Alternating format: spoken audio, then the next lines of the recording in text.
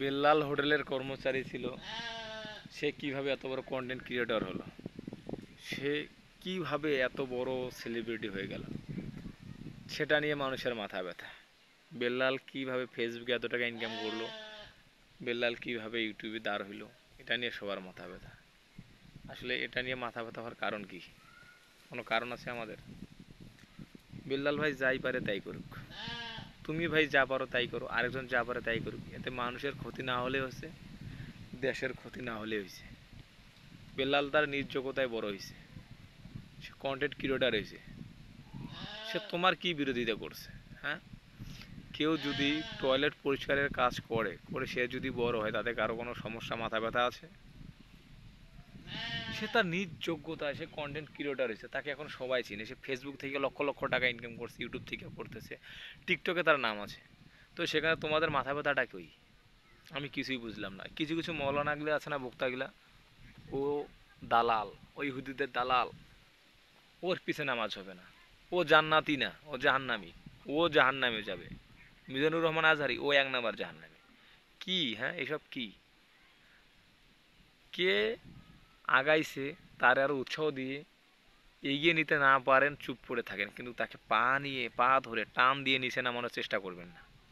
এটা বিএনপির মতো নজর, বিএনপির মতো নজর, এটা আমলিগের মতো নজর। নজর হতে হবে জামাতির মতো, দণ্ড না। যা হবে ন্যায়ের পথে হবে। আরে ভাই, আপনিও বড় একজন কন্টেন্ট ক্রিয়েটর হন না, আপনি অন্যদের দেখে নিজে তৈরি হতে চাচ্ছেন, এটা তো লোভ, লালসা। পারলে নিজে করেন। এই যে আমি এখানে দেখেন টঙের উপর বসে আছি, আমি যদি এখন গিয়ে পুকুরে মাঝখানে গিয়ে ভিডিও করি, কারো কিছু করার আছে? না কারো কিছু বলার আছে? বলেন।